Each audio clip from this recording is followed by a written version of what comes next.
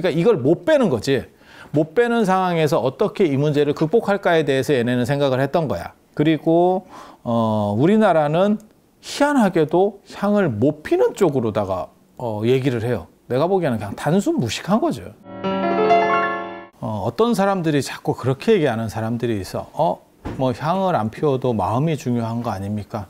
모든 예는 형식이 중요한 겁니다. 형식이 꼭 우선이냐? 그것까지는 말하기 어려워요. 그런데 마음보다는 사실 형태적인 부분이 인간관계에 있어서 굉장히 중요해요. 그래서 만약에 마음이 중요하면 기도도 안 해도 된다? 아니, 그렇게 가는 거예요. 기도도 안 해도 되고 결혼식도 안 해도 돼. 마음이 중요하니까. 아니, 다 그런 거예요. 제가 제사 영상 같은 거 올릴 때도 제가 깜짝 놀라는 게 뭐냐면 마음이 중요하지 굳이 뭐 제사 날짜를 맞출 필요가 있어요? 안 해도 돼요. 그러면 그런 식으로 따지면 이 세상에 남아있는 게 아무것도 없어. 그런데 인간관계와 관련된 거, 그 다음에 사회적 룰과 관련된 거는 대부분 다 형식적인 겁니다. 그래서 물론 뭐 형식에 매몰돼야 되느냐 뭐 이런 얘기를 하는 건 아니고 그게 기본이에요. 마음이 중요하면 부모님하고도 반말하는 거고, 아니 나는 존경하니까. 그러면 사회제도가 다 무너지는 거예요. 그래서 그렇게 되는 게 아닙니다. 그리고 꼭 어떤 분들 얘기 있냐면 그걸 뭘 태초부터 누가 신이 만들었습니까? 뭐 향을 올리고 기도하라고 뭐 만들었습니까? 뭐 이런 얘기를 하는 사람들도 있어요. 우리가 마치 허리 굽혀서 인사하는 거랑 똑같은 거예요. 그게 꼭 우리가 허리 굽혀서 인사를 해야 됩니까? 다른 방식으로도 할 수 있는 거 아닙니까? 이 동네에서는 그렇게 정해져 있는 거야. 그러면 내가 동의했습니까? 네가 동의 안 해도 이미 너는 태어나기 전에 동의한 걸로 체크가 돼 있어. 그래서 우리가 어렸을 때부터 허리 굽혀서 인사를 한 거예요. 그 말은 맞지. 그렇게 안 하고 다른 방식으로 해도 돼요. 전 세계 사람 중에서 그렇게 다른 방식으로 하는 분들도 많이 있어요. 그러니까 뭐 인도에서는 합장으로 인사를 하죠. 그 다음에 뭐 악수로 할 수도 있는 거고, 뭐 코를 비빌 수도 있는 거고. 그게 이상하다는 생각은 안 해. 하지만 우리는 언제나 허리를 굽혀서 인사를 했고 그 인사 허리 각도를 가지고 사람을 판단하는 게 좀 있지. 그렇지 않아요? 센 사람 만나면 뭐 거수경례도 있고 최근에 만들어진 걸로는 거수경례도 있고 국기에 대한 맹세도 있고 이런 거 예전에 없었잖아요. 그런데도 뭐 그렇게 룰이 정해지면 거기서는 그렇게 하는 거죠. 군대에서 군인이 굳이 거수경례를 해야 됩니까? 허리를 숙여서 인사하면 안 되겠습니까? 맞아야 정신을 차리지. 그래서 이게 세상에 사람들이 난 그런 거 보면서 야, 이게 진짜 대거리 할 거리인가 라는 생각을 하는데도 그렇게 합디다. 그래서 동아시아 전통에서는 제사도 그렇고 기도도 그렇고 향을 안 사르면 시작 자체가 안 돼요. 그게 어떻게 보면 우리 기공식 같은 거 할 때 테이프 끊는다고 뭐가 바뀝니까? 막말로 얘기해서. 아니 그렇잖아. 개원식 뭐 이런 거 할 때 뭐 이거 테이프 끊는다고 바뀝니까? 아무것도 안 바뀌어. 하지만 그걸 시작점으로 생각하는 거예요. 그리고 향연기를 타고 기원과 바람이 전달된다라고. 그러니까 영적인 사람은 향하고 관련되는 거예요. 대부분 향하고 관련되는 거예요, 이게. 그래서 돌아가신 분도 향을 맡고, 내가 그런 얘기 잘하는데, 여러분 기회 있을 때 맛있는 거 많이 드셔. 좀 있으면 향으로 대신할 수도 있으니까. 그래서 향이라고 하는 게 그 필수 매개체입니다. 필수 매개체. 그리고 우리나라는 이게 외향로가 없어지면서 중국은 외향로가 있기 때문에 법당 밖에 향로가 있어요. 그리고 그래서 밖에서 막 향을 피울 수 있었고, 그 다음에 우리나라 같은 경우는 승무억부를 거치면서 외향로가 사라져서 실내에서만 향을 피다 보니까 뭐 목이 아파요 어쩌고저쩌고 하는데, 일본 같은 경우도 똑같은 문제에 봉착했어요. 그렇게 해서 나온 향이 이 검은 향입니다. 검은 향하고 색깔 있는 향하고 달라요. 이 검은 향. 검은 향이 이게 굉장히, 저는 검은 향을 별로 안 좋아합니다, 개인적으로. 저는 향연기도 많이 나고 냄새도 많이 나고 이런 향을 좋아하거든요. 근데 이 검은 향의 특징은 향연기가 거의 없죠. 한 10분의 1 정도밖에 없을 거예요. 이렇게 켜놔도. 그리고 향도 별로 없어요. 그렇지 않아? 켰잖아. 우리 지금 한 20개 가까이 킨 것 같은데? 그런데 별로죠? 그래서 여기 뭐라고 써 있냐면 초미세연기 향. 그러니까 이 향연기가 거의 안 나요. 이렇게. 예, 향연기도 안 나고 향도 잘 안 나요. 이렇게. 왜?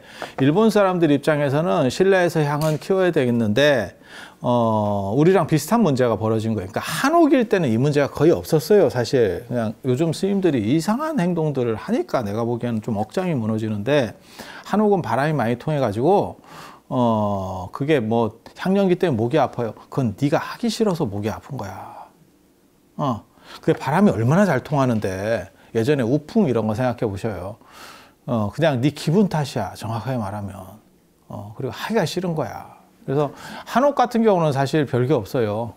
요즘 짓는 한옥은 사실 약간 다르고, 옛날 한옥 얘기하는 거예요. 요즘 짓는 한옥은 말만 한옥이지 실제로는 내장재를 다 쓰기 때문에 바람이 생각보다 잘 안 통합니다.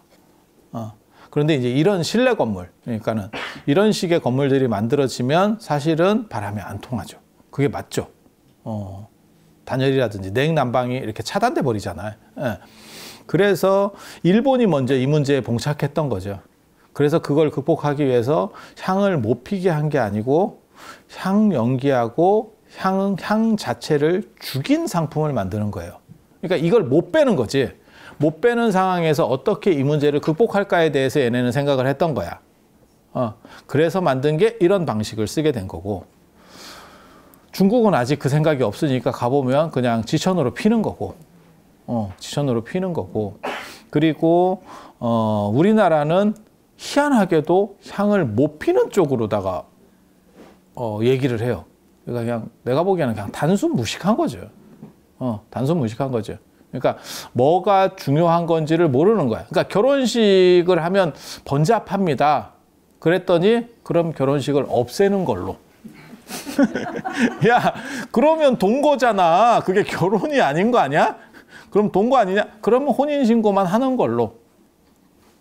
그거에 동의하기가 쉽지 않을걸? 아니, 그렇게도 살 수 있지. 똑같은 행동을 하는 거예요. 그러니까 제가 보기에는 저거는 문화적으로 많이 떨어지는데, 우리는 사실 그렇게 생각하는 거예요. 그러니까 필요한데 어쩔 수 없이 지금 시대적 요구가 바뀌어서 변형시켜야 돼. 그러면 어떻게 바꿀까를 연구를 해야 되는데, 그게 아니고 가장 손쉬운 방법을 쓰는 거죠. 가장 손쉬운 방법을 쓰는 거야. 그래서 그게 아니고 어떻게 이걸 합리적으로 풀어갈까에 대해서 사실 고민을 해야 돼요. 그런데 우리나라는 사실 되게 재밌죠. 그러니까 문제의식에 대한 고민이 없는 거죠. 고민이. 어떻게 그것들을 잘 해결할 건가? 그래서 이런 게 있고, 그 다음에 예전에 우리나라에도 제가 그런 얘기를 하는데, 외항로가 있었다 이런 얘기 했잖아요. 밖에 크게 항로가 있었고 거기서 향을 막 꽂아도 됐었어요. 이런 얘기를 마치 현충원처럼, 국립현충원처럼. 그랬더니 누가 그러더라고요. 거기를 예전에 뚜껑을 덮었던 것도 아니고 이거 씌워놨던 것도 아닌데 그러면 그거 비 오고 이러면 그거 어떻게 다 감당을 합니까? 이렇게 얘기를 하더라고요.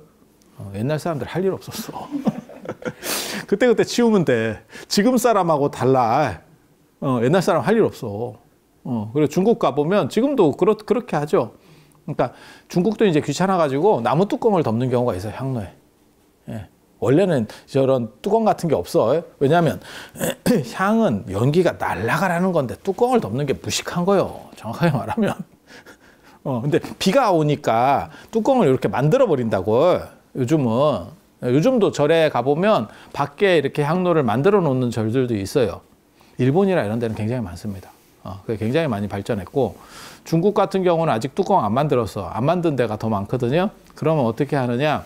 나무로다가 이제 귀찮으니까 지그들도 이렇게 그냥 덮개를 예전에 우물 덮개처럼 그런 데도 있고, 비 같은 거 오면 밑에 향로가 뚫린 것도 아니고 거기에 물이 고이면서 이게 약간 떡같이 됩니다. 그러면 어떻게 합니까? 파내는 거예요. 왜? 사람이 많잖아. 그러니까 지금 생각으로 판단하면 안 돼. 우리 어렸을 때도 그런 쓸데없는 짓들을 다 했어. 화장실도 다 펐잖아. 사람이. 아니, 그런 생각을 하시면 돼. 향로제 파는 게 일이겠냐? 너 화장실도 펐어. 이렇게 생각하면 일이 굉장히 쉬워요. 근데 요즘은 그렇게 하라 그러면 난리 나는 거지. 그러니까 요즘 사고를 생각하면 안 돼. 예전에 향로에, 외향로에 무슨 비 오면 절단이 나요. 그 향재랑 다 섞여서. 아니, 저는 중국에서 그런 것도 많이 봤어요. 실제로 중국에도 가보면 그렇게 돼 있어, 딱. 그러면 그게, 그걸로 끝나느냐? 그 다음날 가면 싹 처리돼 있습니다. 왜? 사람이 많으니까. 사람이 많으니까. 쟤 파낸 거지. 누군가 팠지. 몰라. 누가 팠는지는. 누군가 팠지. 그래서 예전에 이렇게 향로에 물 찼어요. 그런 거 관계 없어요.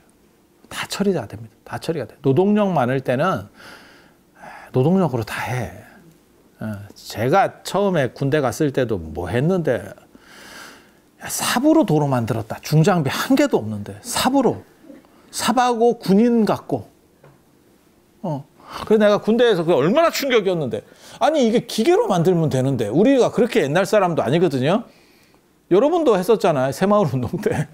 삽으로 신장로를 만들었었잖아. 신장로 만들어지면 구경하고 이런 거 했었잖아요. 요즘 신장로라는 표현 잘 안 쓰지. 새로 조성된 길이라는 뜻이에요. 신작로. 신장로. 들어봤잖아요. 그래서 그거 뭘로 만들었어요? 동네 사람이 삽으로 만들었어. 삽으로. 그래서 군대를 가니까 그 삽으로, 아니, 그런 일반 길이 아니고 아스팔트 길을 삽으로 만들어요. 아스팔트 길을. 그리고 내 고참이 하는 말이, 저쪽에 저거 길 보이지? 그거 내가 만들었다. 이렇게 얘기를 하는 거예요.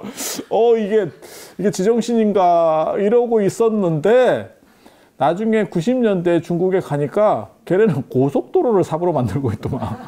내가 그래서 걔네는 우리보다 또 떨어지니까. 우리는 없어졌는데 90년대 한 후반 정도 되면 삽으로 길 만들진 않아요. 삽으로 만들면 울퉁불퉁하다니까 평평도가 안 나옵니다. 아무리 아스팔트 길을 삽으로 어떻게 만들어? 그건 진짜 웃기지도 않는 거지. 나중에 꺼지는데 길이.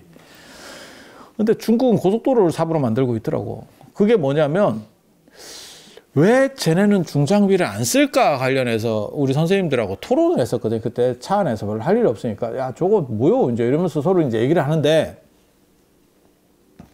이유가 두 가지인 거예요. 기회가 없다는 거 한 가지하고 기회가 없는 것도 없는 거지만 인력이 너무 남는 거죠. 그러니까 요즘으로 말하면 공공근로 해요, 걔네.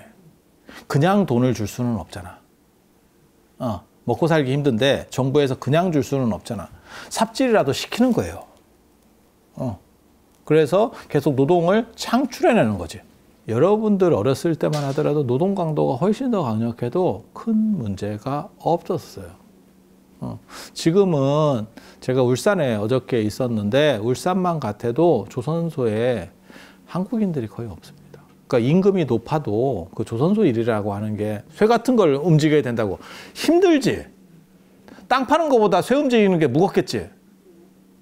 그러다 보니까 한국 사람은 지금 형편이 어려워도 내가 저거는 못하겠다 이렇게 나오는 거고. 그래서 다 외국인 근로자들밖에 없어요. 현실이 거의 한 7, 80% 이상 외국인 근로자로 제가 알고 있거든요. 그게 현실이에요. 그래서 오늘날의 관점에서 보면 향로를 파고 어쩌고 그게 가능합니까? 라고 할지 모르지만 예전에는 다 그렇게 했었던 거고.